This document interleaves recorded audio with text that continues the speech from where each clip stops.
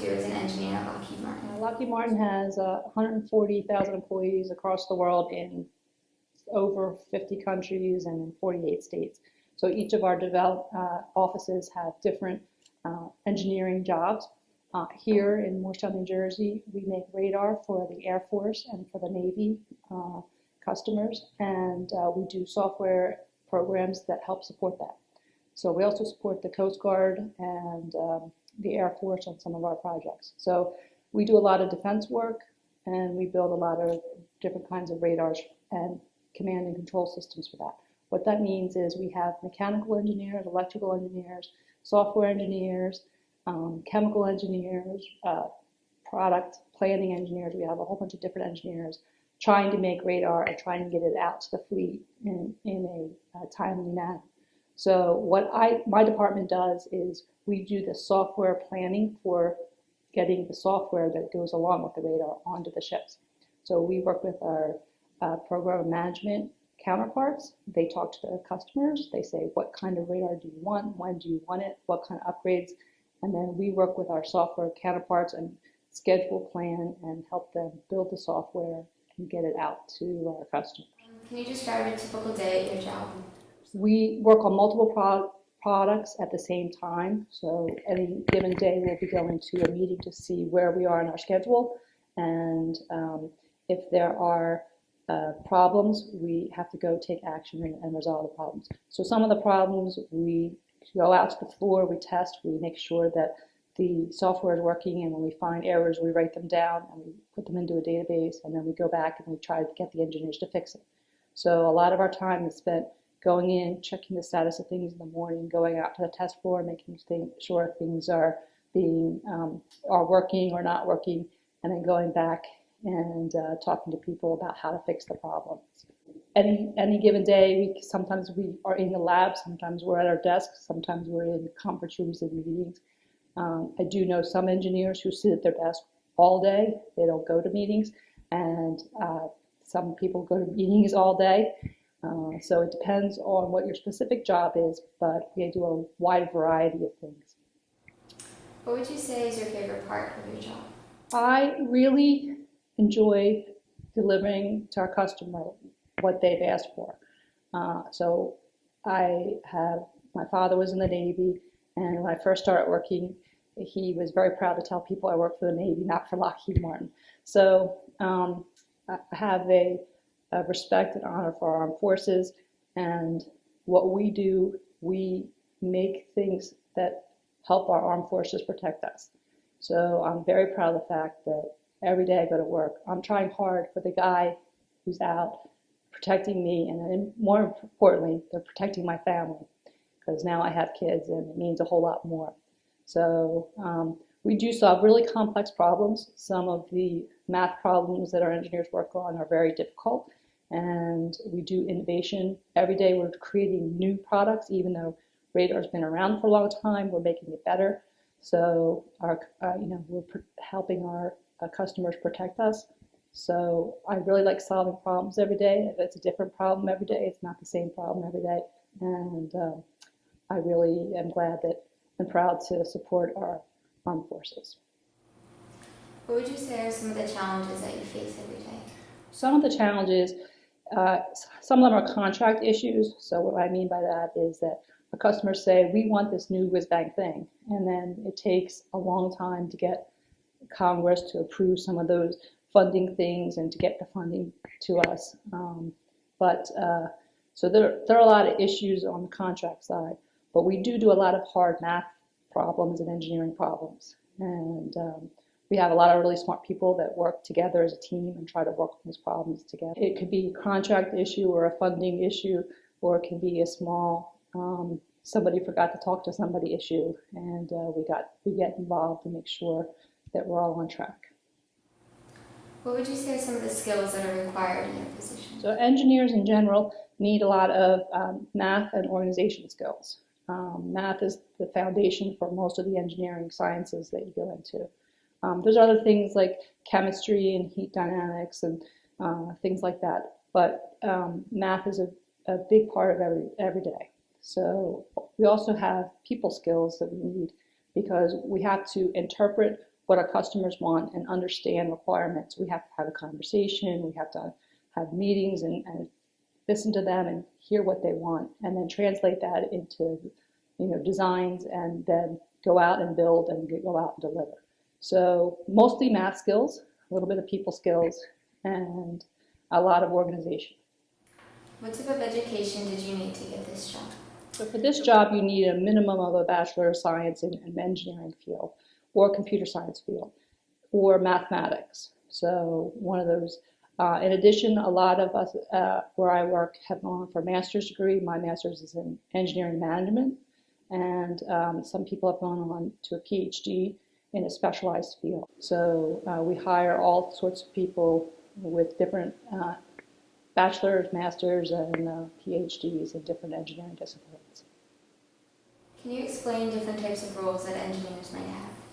Sure. So some engineers do only design work. They figure out what does the customer want and what should it look like. Some engineers do what I call prototyping. They start things and they give models of things.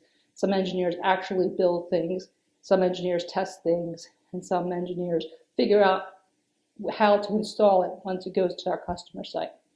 So we have mechanical engineers that worry about things that, where does it fit? How tall is it? Will it bump into other things? Will it work? Will people be able to reach it from wherever they're sitting? We have electrical engineers that figure out, how the computer gets hot sometimes.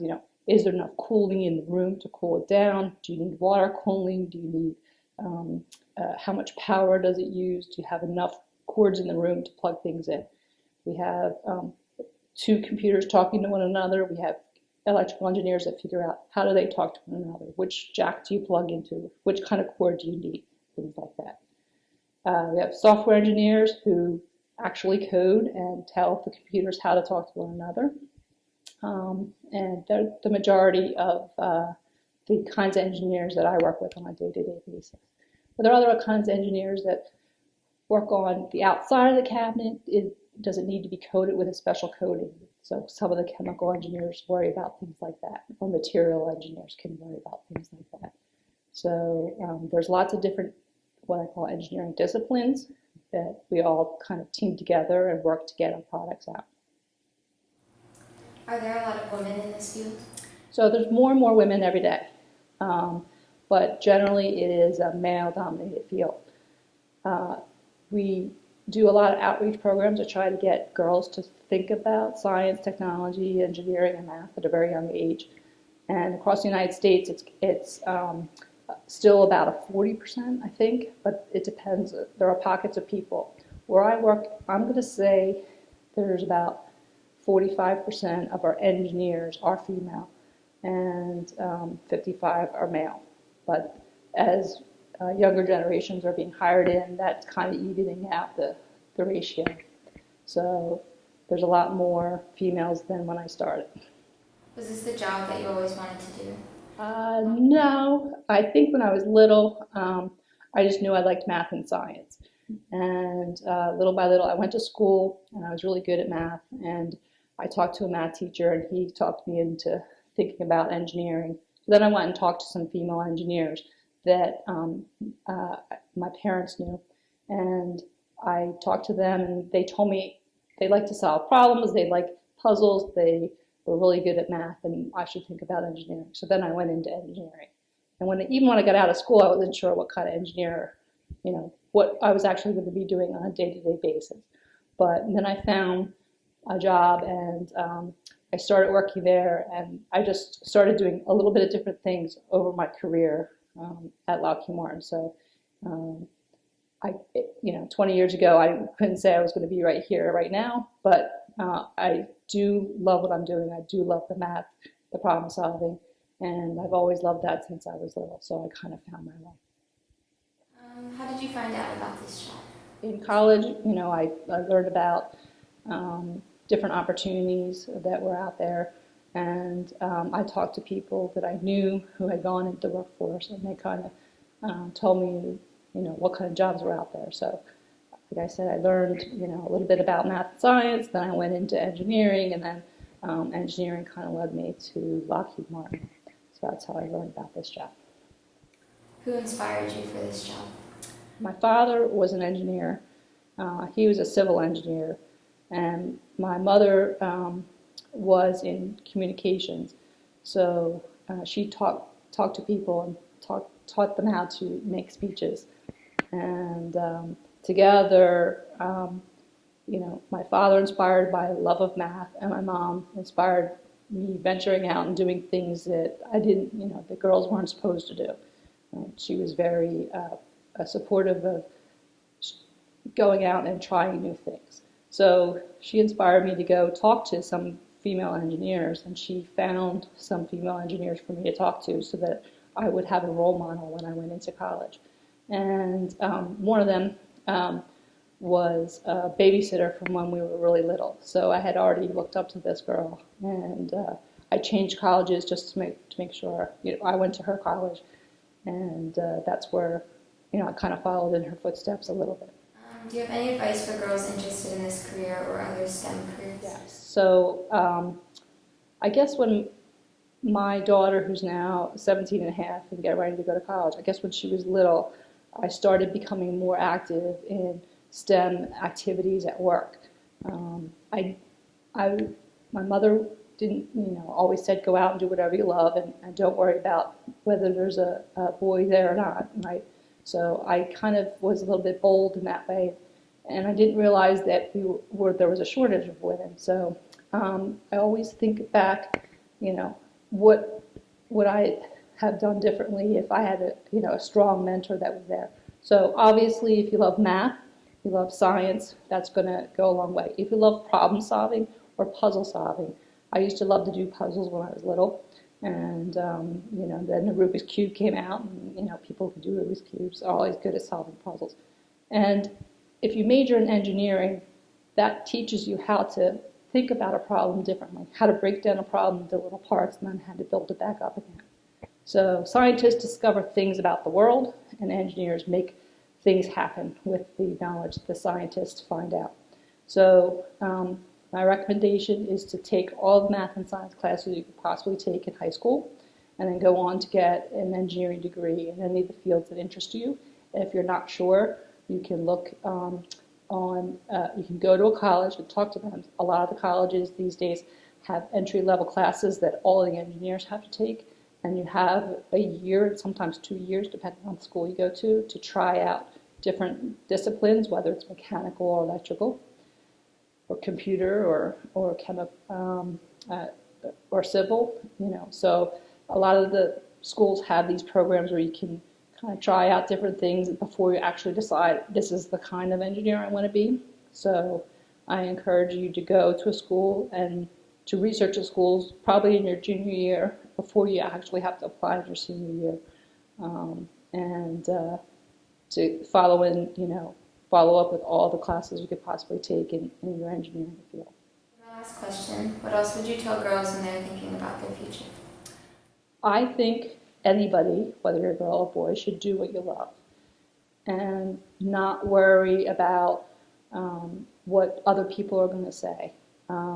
And there is a lot of prejudice out there, and companies like ours are training people to be more open to women, be more open to diverse cultures.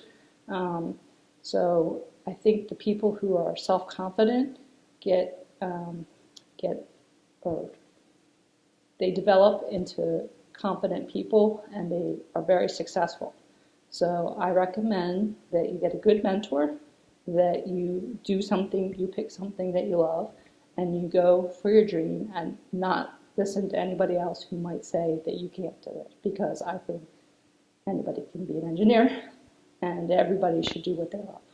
Well, thank you, Michelle Ma, for taking the time to discuss your work as an engineer and for inspiring other young girls to consider careers in the STEM fields.